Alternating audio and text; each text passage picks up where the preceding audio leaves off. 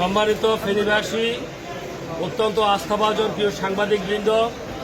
আপনাদিগকে মধ্যরাতে আজকের জহিরিয়া চত্বরে আসবার জন্য আমরা জেলা ইসলামী আন্দোলনের পক্ষ থেকে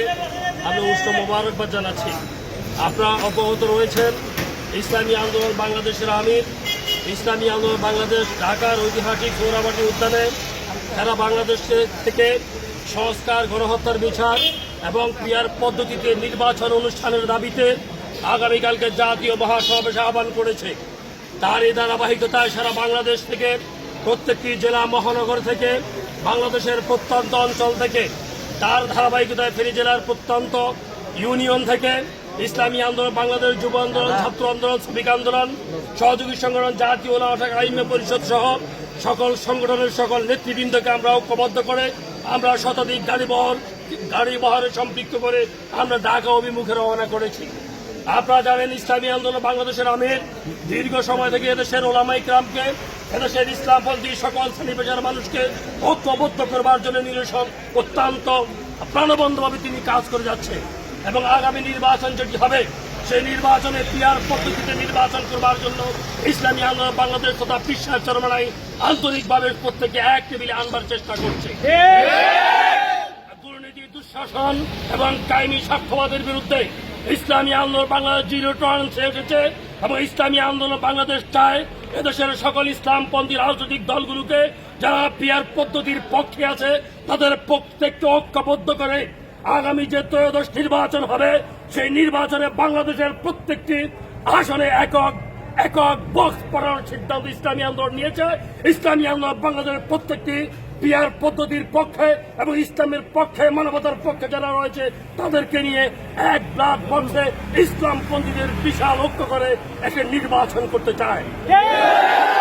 ইসলামী আন্দোলন বাংলাদেশ এদেশের গণমানুষের শান্তি মুক্তির পক্ষে, এদেশে একটি কল্যাণকর রাষ্ট্র প্রতিষ্ঠার জন্য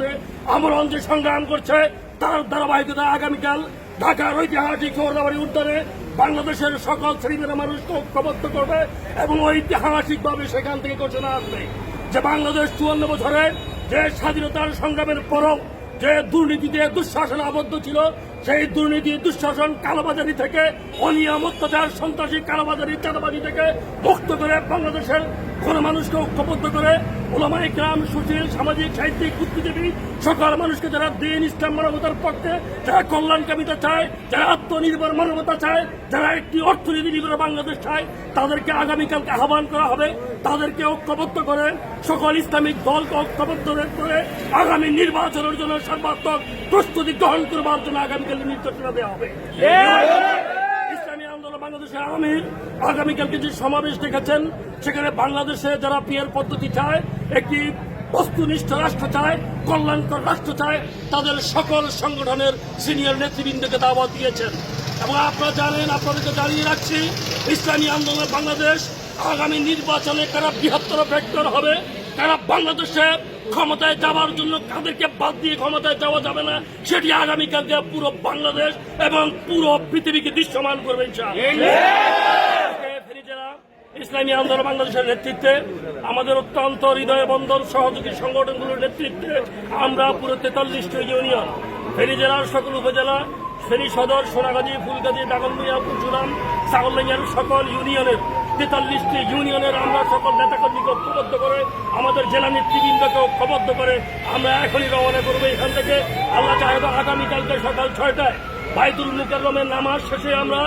বিশাল মিছিল সহকারে ঢাকায় আমাদের যে সমস্ত নেতাকর্মী রয়েছে এখান থেকে যে সমস্ত নেতাকর্মী আমাদের সাথে যাচ্ছে সকলকে ঐক্যবদ্ধ করে 6টায় সেখান থেকে বিশাল মিছিল সহকারে আমরা সোহরাওয়ার্দী মাঠে যাবো ইনশাআল্লাহ।